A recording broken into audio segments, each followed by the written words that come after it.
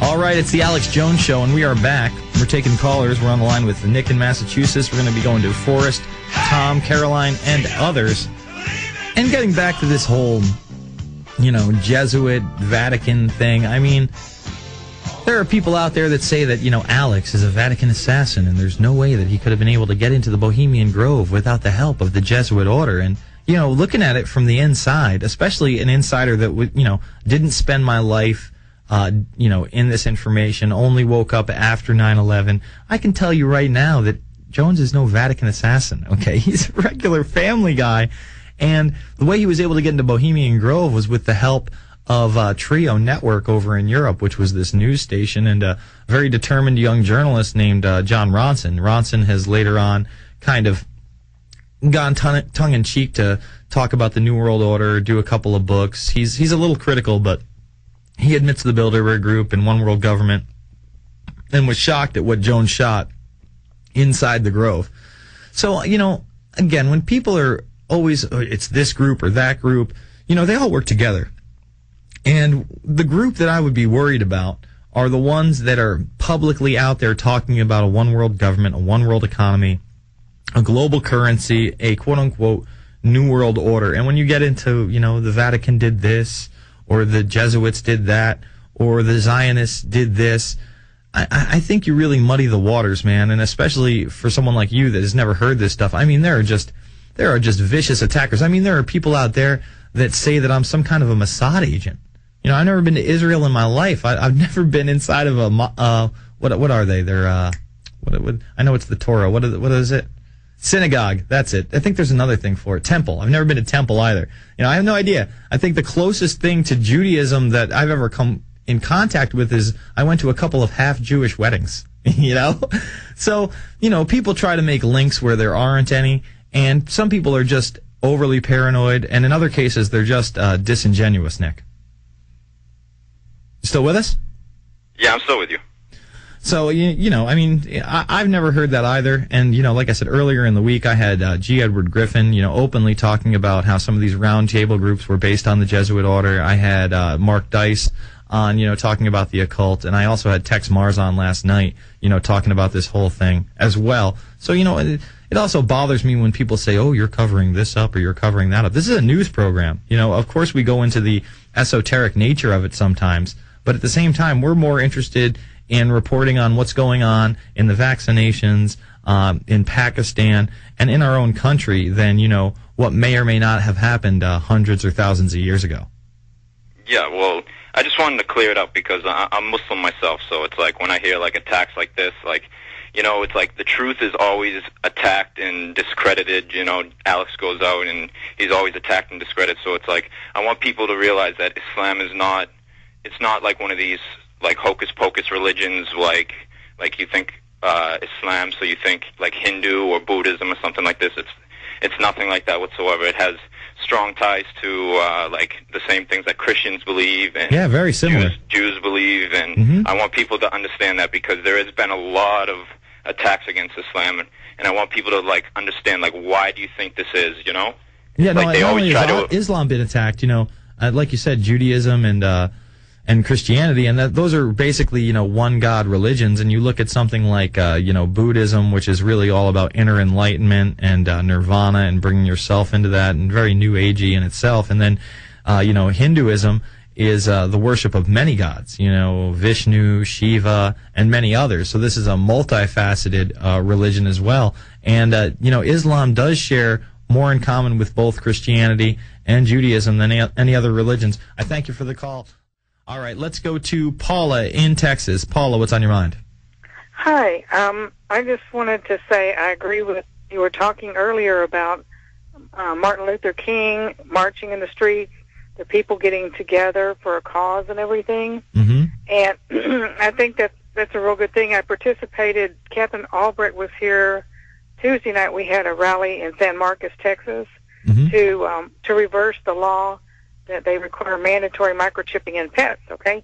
But it was hold it right there for a second, because I just want to point this out. I was driving down South Lamar yesterday going to the dentist, and literally on the side of this pet care thing, there was a big sign that said, March Microchip Madness for your pets. It was March Microchip Madness. I mean, they are hyping this up, and there was a story in the paper, I think it was off of MSNBC earlier in the week, where a family had their pet chipped. Now, it was one of the earlier chips, so it didn't have the GPS system in it, but had their pet chipped. This family lost their dog, had moved 3 separate times.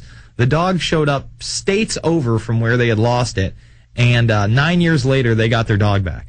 So, isn't that even your pet gets lost 9 years later, you can get it back. They make it sound extremely reasonable, but now they want to have it mandatory in your pets. Continue. Right. And I saw those stories too. When I went to the internet, to YouTube, to look about microchipping your pet, they had that story that you're talking about right there, and others. They had somebody who'd lost their cat, and it was returned in 6 months, and all this kind of stuff. But the whole thing is, we have to be aware that they're always going to play to our heart. And this whole thing is about control, because if they control the pets, they're, by virtue of that, controlling the owners too. I mean, but people don't see that. And also, it is proven that microchips do indeed cause cancer tumors where it's inserted. And so absolutely, in 2005 that came out. I mean, they did tests on rats and mice, and they got cancer. But that's okay. Yeah, they don't want to publicize that because they want to make it sound like it's delicious and nutritious, and it's the next step. I mean, we have the former head of Sega now saying that his next game developments are going to involve microchips. Well, I hate to see it. I will do anything I can to help stop the chipping movement, because I do believe it's a slippery slope. I think that they're going to brainwash people, and they're going to show I think that if we get that far, forget about slippery slope. We've slipped, broke our neck, and we don't have an arm left. It's the Alex Jones Show. I am Jason Bermas, INFOWARRIOR.com.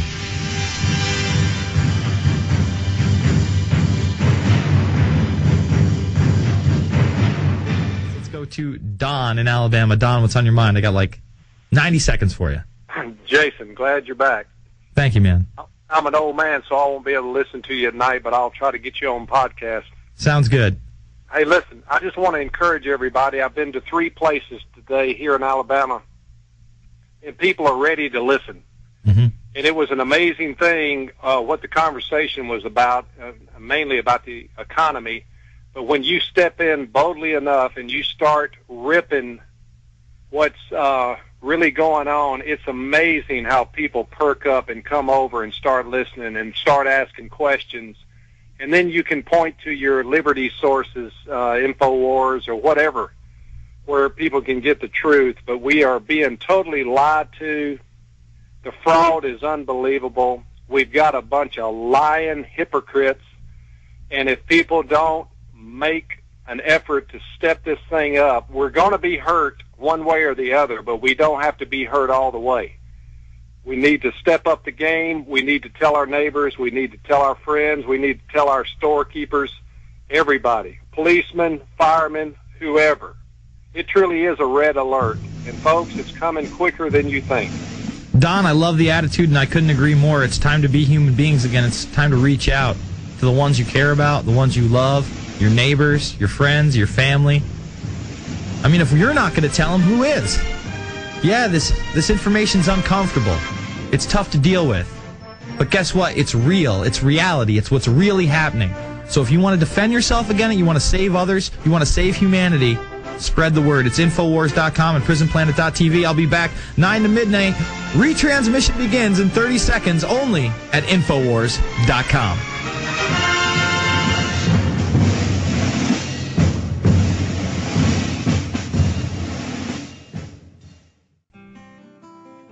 Hi, this is Ted Anderson.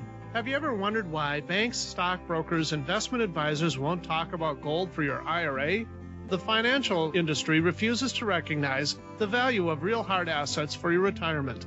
The truth be told, gold and silver has outperformed paper investments like stocks, bonds, and CDs, yet no word about IRAs. Perhaps the financial institutions want to maintain control of your assets by keeping you in paper.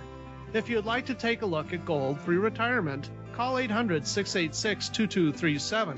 Don't get left behind by rising inflation and low return on your paper investments. Call 800-686-2237. Make sure that you secure your future. Call 800-686-2237. That's 1-800-686-2237.